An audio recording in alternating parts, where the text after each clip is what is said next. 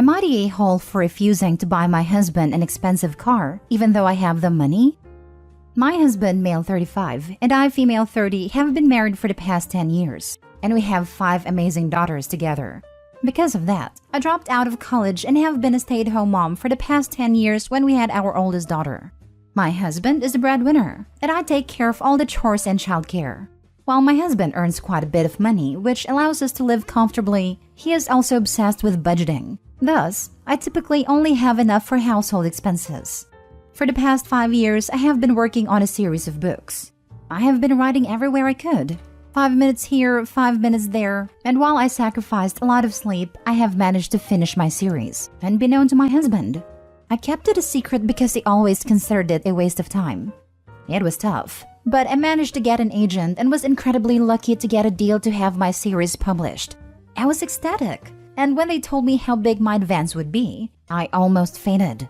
It's much more than I expected for a first-time deal, like in higher 5 digits.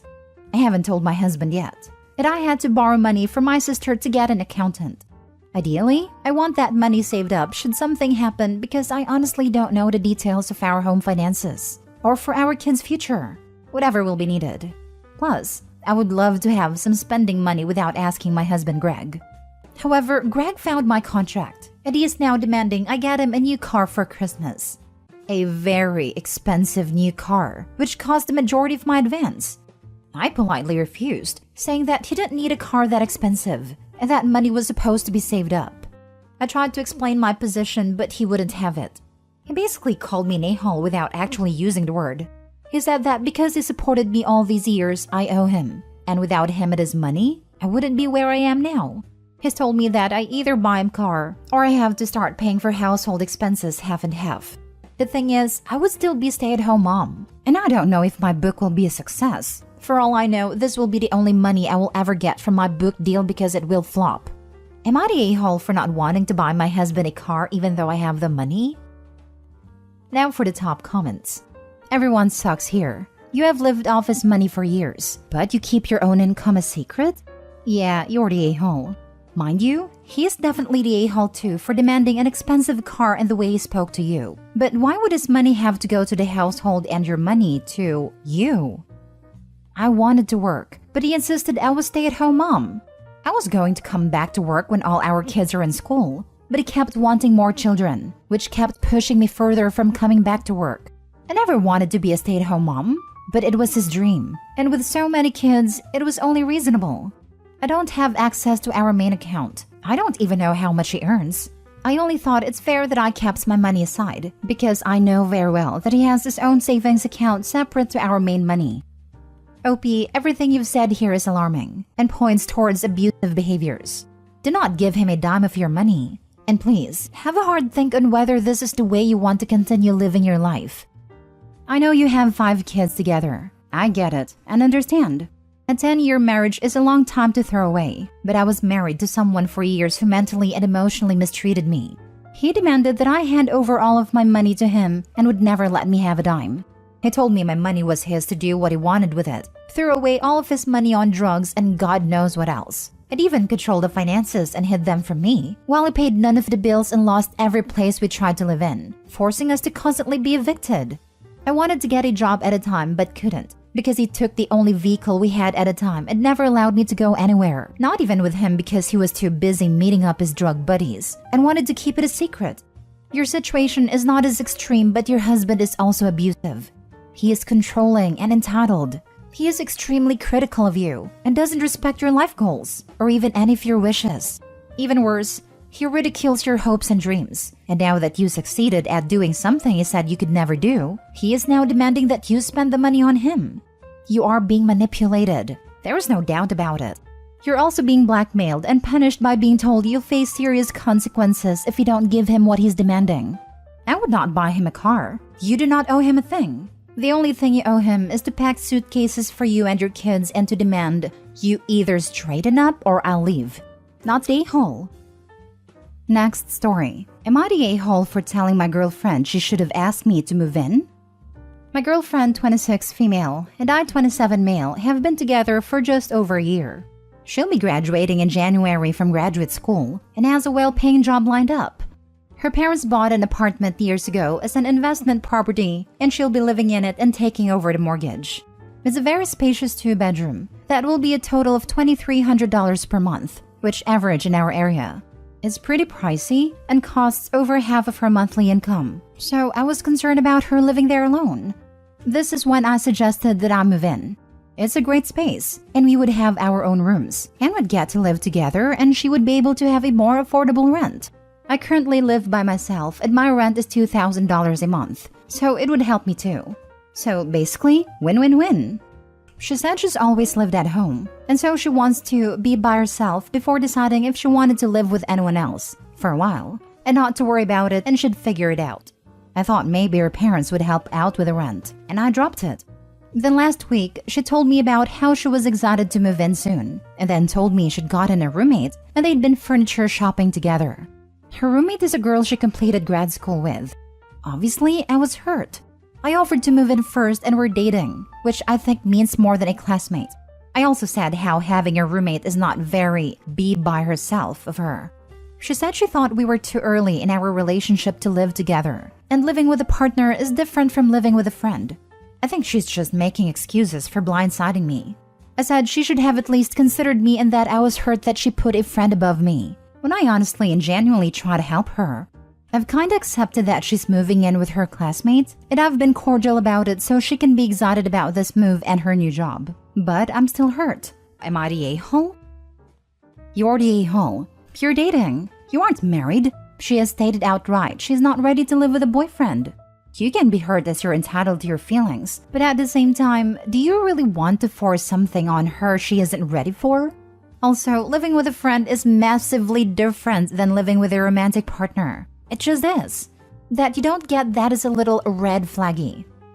I mostly agree with you, but she did initially tell him she wants to be by herself, not she's not ready to live with a boyfriend. I would understand why he's upset that she would then get a roommate, because that's definitely not the same as being by herself. But I completely agree that living with a partner is a completely different beast than just having a roommate. I hope he needs to realize that.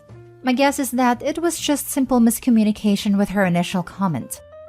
It could just be a matter of phrasing though. I moved out on my own from my mom's place when I went to college, but I still had roommates. She could have meant she wanted to live with not family/partner before making that commitment. Learning how to live with a roommate will also better prepare her to live with a partner down the line. You're the a-hole. You're attempting to emotionally manipulate someone into taking a romantic step they explicitly said they aren't ready for. Asking to move in when you weren't invited was already borderline. Pretending to be blindsided that your girlfriend doesn't want you to move in after she clearly communicated that is ridiculous. You were not entitled to live in your girlfriend's home. You keep saying you were trying to help? I don't buy that at all. Why are you so upset that she doesn't need your help?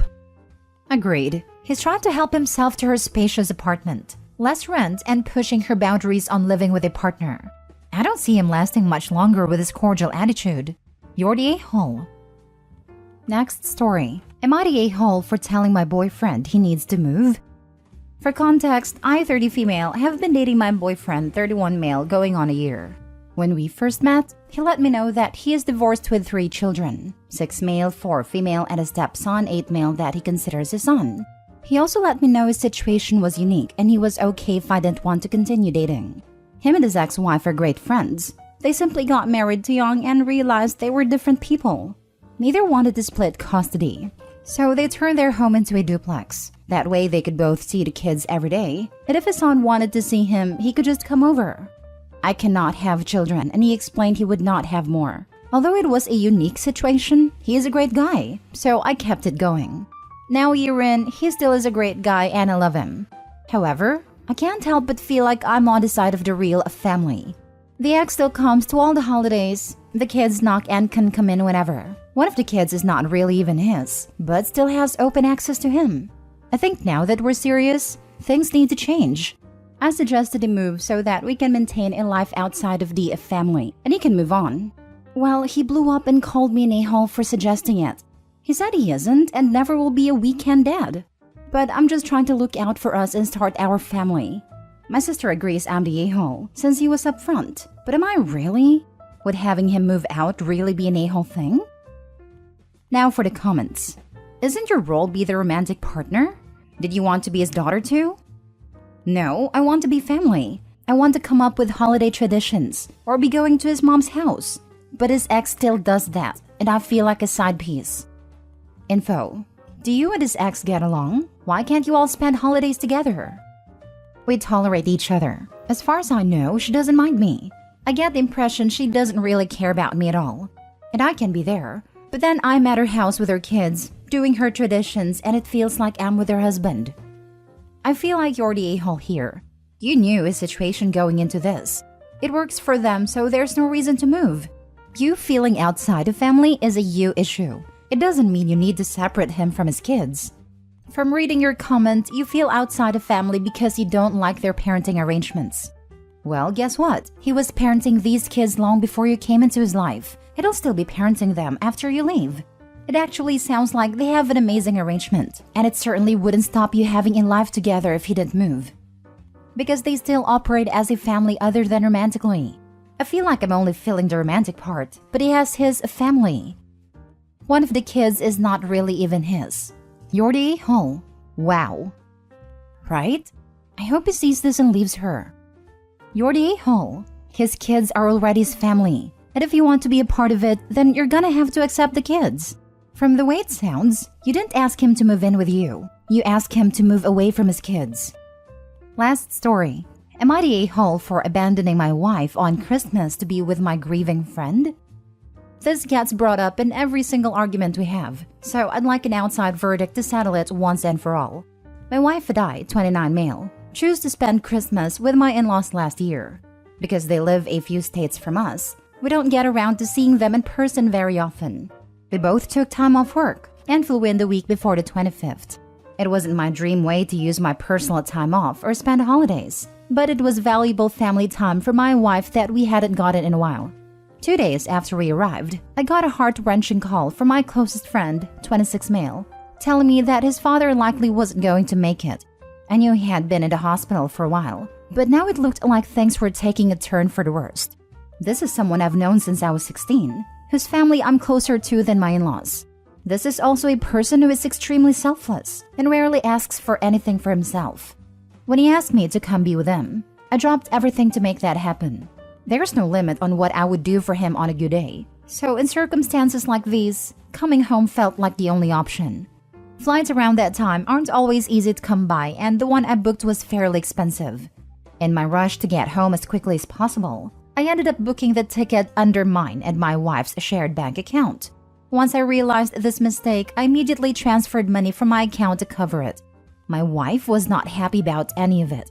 She begrudgingly offered to come with me, but I declined, saying the most of my time would likely be spent in a hospital waiting room. I didn't want her to be at home alone during the holidays, or awkwardly standing by a comforted friend. I reassured her that I would be back before the 25th, and that she should continue her family time as usual. That didn't end up happening. Friend's father passed the following day, and with grief, funeral preparations, and a lack of viable flights, I didn't end up going back to be with my wife and her family. Me missing Christmas has gotten thrown in my face a lot since then, and it always makes me uncomfortable. I know I hurt my wife, but sometimes it's difficult for me to sympathize with her in this situation when my friend was going through the worst time of his life. Am I the a-hole? Why did you promise you'd be back by Christmas? The dad was dying, right? But you thought you'd leave, spend a day flying home, a day with your buddy, a day flying back, and that was enough? Honestly, it sounds impossible that you'd fly out a week before the 25th, spend 2 days, then a day of travel there and a day back, and anticipate you'd have the perfect flight available for returning without checking.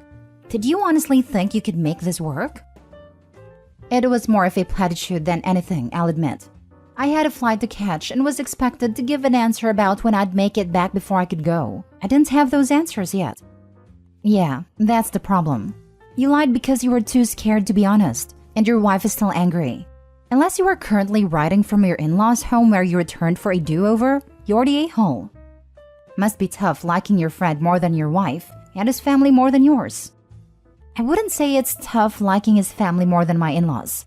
All family dynamics are complicated, and who we get along better with is because of a lot of different factors. My life and his life have been so entwined over the last 10 plus years that it just makes sense in my mind. His little brother feels like my little brother. His parents feel like my own, etc. You're the a-hole. You didn't want to spend Christmas with your wife's family and used the aftermath as an excuse. If it was really because of flights, you wouldn't have added the rest. I hope you're spending this Christmas with your wife's family to make up for it. Yes, exactly. In fact, I'm sure he was behind his best friend's father's death just to get out of spending Christmas with her family. This is really reaching.